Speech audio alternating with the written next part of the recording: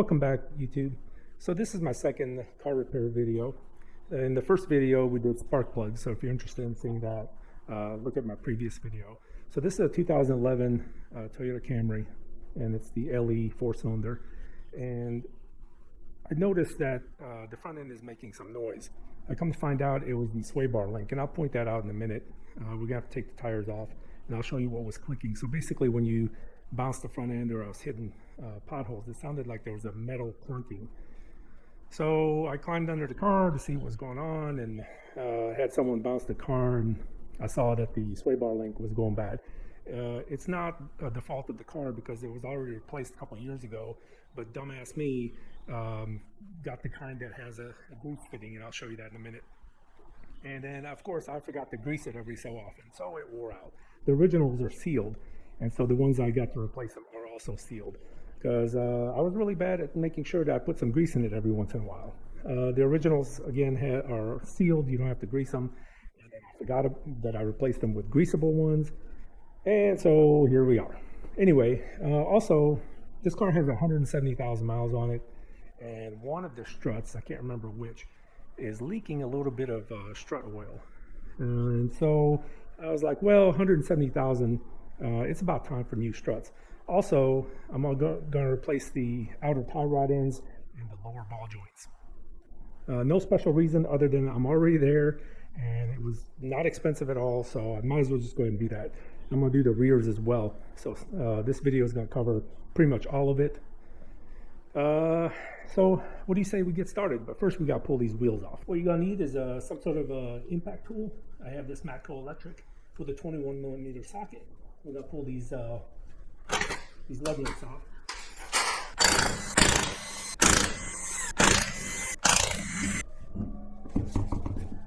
Okay, so we got both wheels off. The clunking that I was hearing came from this side. And so this is the sway bar link. It attaches the sway bar to the strut, and it keeps the car from having body roll when you turn the corner. And this is what happened. I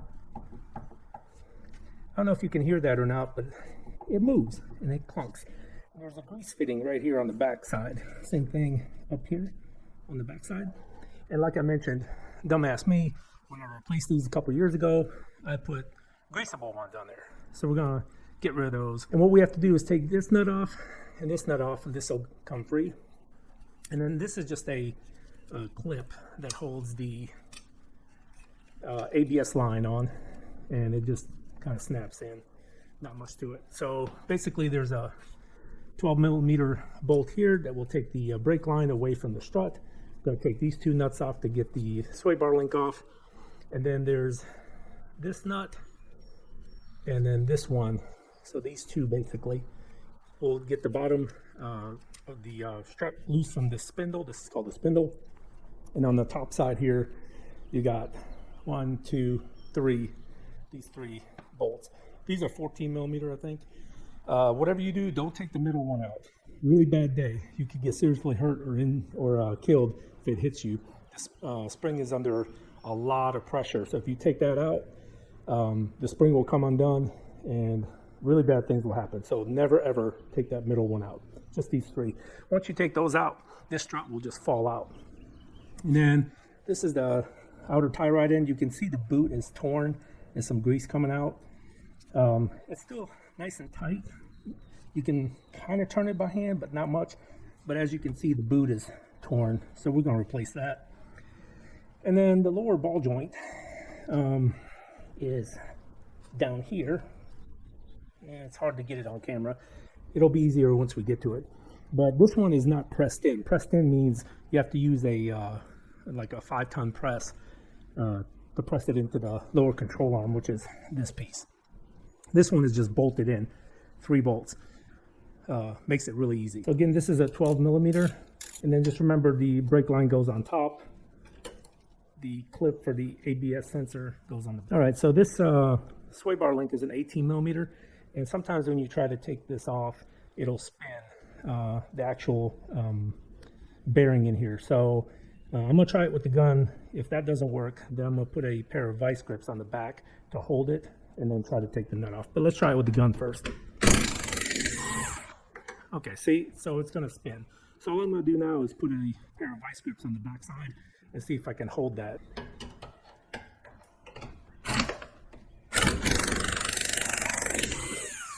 For this one, I can't use the gun because it's just in a really bad spot, so I'm going to have to use a wrench on it.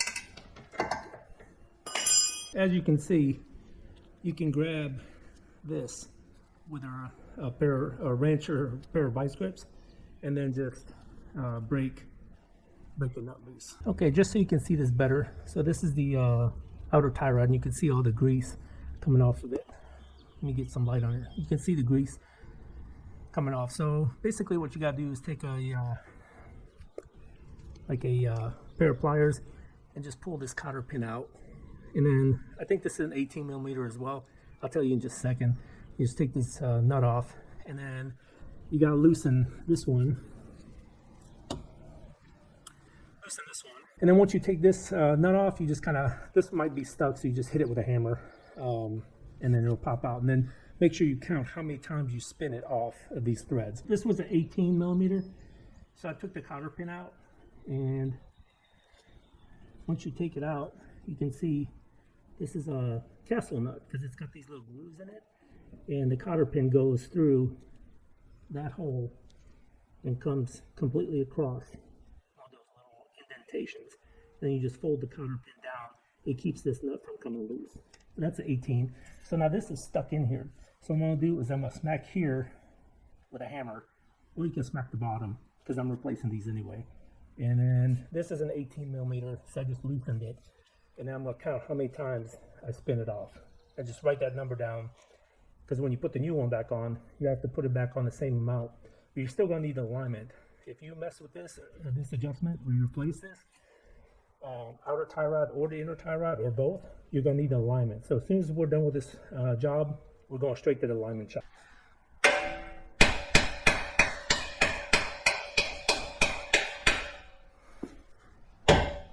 And now I just count. So it was facing down, so you just count 1 rotation, 2, so that's 18. The one other thing I'm going to do is to make this easier in the future, I'm going to put a little anti-seize under this nut, because anytime you need alignment, they have to loosen this. And now we're going to get to the strut. The strut's pretty easy. Again, 3 bolts up top, these 2 at the bottom. I think these are 22s or 24s. I'll tell you in just a minute. Let me get some tools. So this is a 22 millimeter. So what I'm going to do is I'm going to put the 22 millimeter impact gun on the nut side and hold the bolt side on both of them, take the nuts off, and then we can take the bolts out and move this spindle forward. Now we take these bolts out, and this spindle should move out.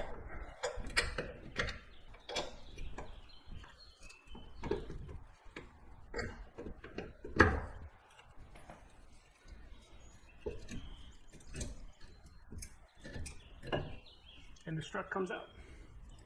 And that's all there is to it. Now, what we gotta do is take the top off. These are 14 millimeter, so we're just gonna take these off. Now when you take these out, the strut's gonna fall. So you need 2 hands, or if you have a buddy, what I like to do is only take off 2 of them completely, and then reach down and hold it with 1 hand. So this is the last one. So what we gotta do is I gotta hold this strut with 1 hand, see how loose it is, and then take the nut off with the other hand, and then this whole strut will just come out.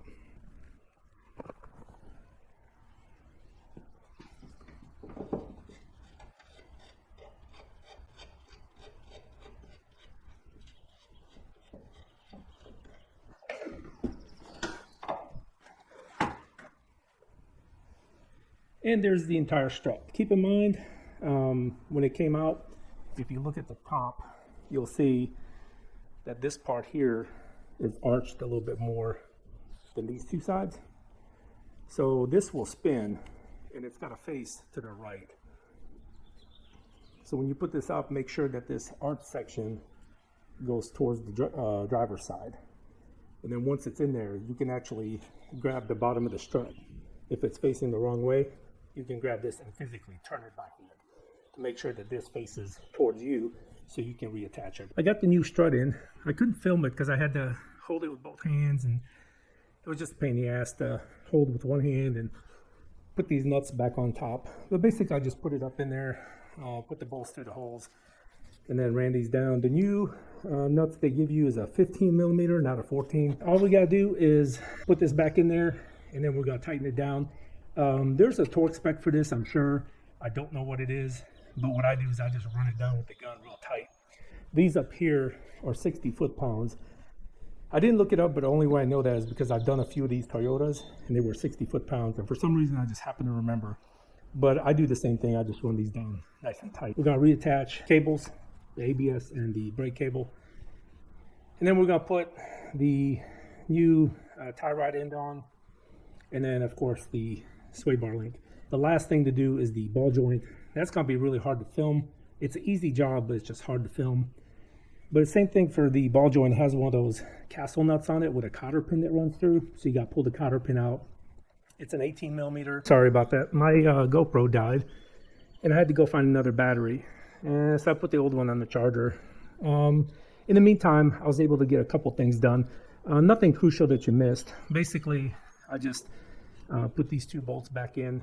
I just took the spindle, put it back in this groove, ran the bolts through. I tightened these two down.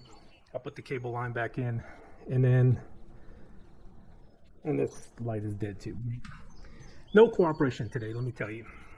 And then I put the sway bar link back in through the hole. This one's a little bit different. This one has an Allen head at the end where you can hold it. There's no nut on the backside. So basically you put a, no cooperation. But basically you put a 5 millimeter Allen head right here and use your 18 millimeter wrench and tighten this down. Same thing for the bottom. So I tightened that down, and I tightened the these three top bolts down with a 15 millimeter. And then the only thing is left to do is to put the tie rod end on. Remember, 18 turns starting from the bottom. Put it 18 turns. I put a little bit of anti-seize on underneath this nut, and I'm gonna put a little bit right here. That way, when you gotta do alignment, it makes it a whole lot easier. You don't have to fight this nut to break it loose.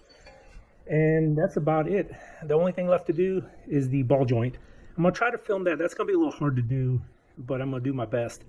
And then I'm gonna do the same thing on the other side. I'm not gonna film the other side, mainly because it's the exact same thing on the other side as is on this side, so there's no point in doing that. I will film the rear struts, but I'm gonna do that on the next video.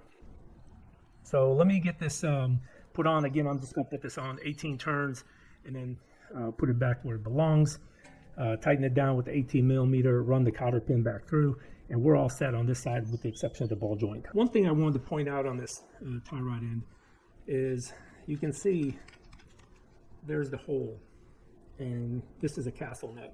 So when you tighten this down, this castle nut, one of these little cutouts should line up with the hole, and this is a cotter pin. So basically you just run it through both, and then you bend these with a pair of pliers, just bend them around both sides. And this keeps it from coming off. But for some reason, these bastards over in China who made these didn't give me a cotter pin. Fortunately, I had a few laying around. If they don't give you one, you can pick up a whole box of these at any auto parts store.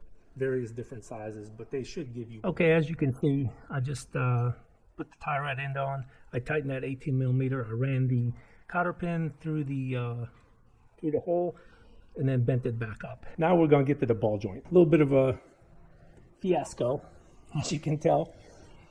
So here's what happened. I tried to take that cotter pin out, but as you can see, it's buried in there, and it's been in there since 2011.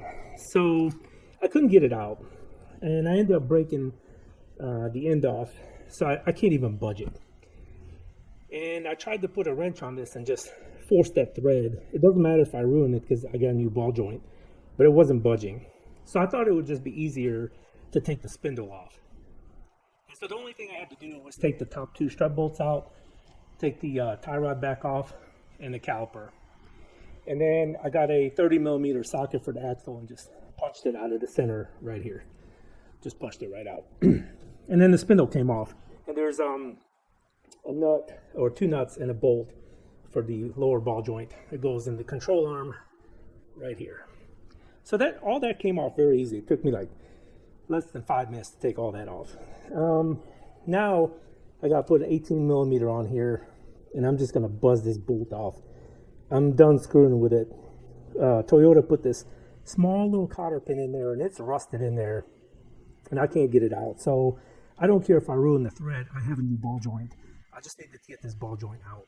But I think on the other side, I'm going to do just this. I'm going to take it apart just because I feel like the same things will happen, and I'm going to have to take everything back apart. And then now I have all kinds of free space to work and get this nut off. So I'm just going to put the gun on it, buzz this off, put the new one on, put it back together, and it shouldn't take me very long at all.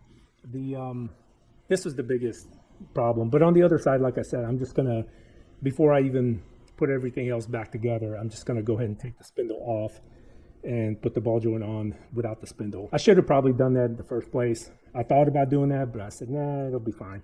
Well, it bit me in the butt, but that's okay. The other side will go much smoother. It's just a pain in the ass to film because I'm like moving back and forth all the time, and it's just too hard to like position the camera right. But I pretty much explained what I did.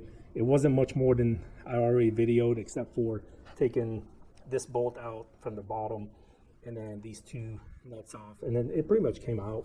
And then of course I used a 30 millimeter socket for this axle nut that goes right on the end here.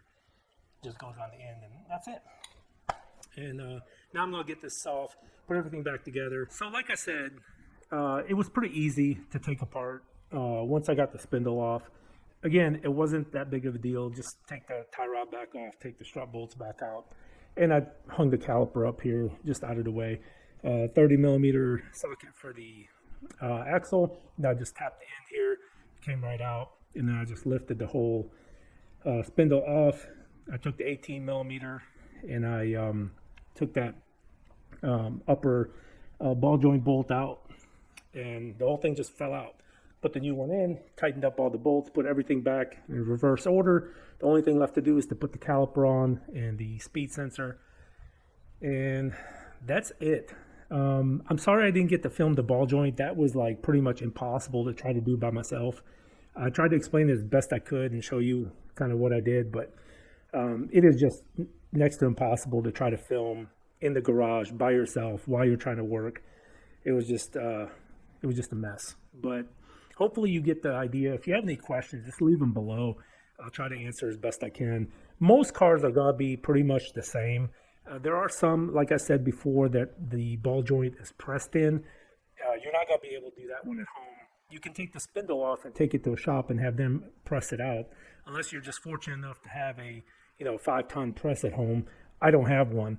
So if I had a ball joint that's pressed in, I would have to take it to the shop because I couldn't do it at home. But you can at least take the spindle off and take it up there. Probably save you a lot of money if you don't take the whole car.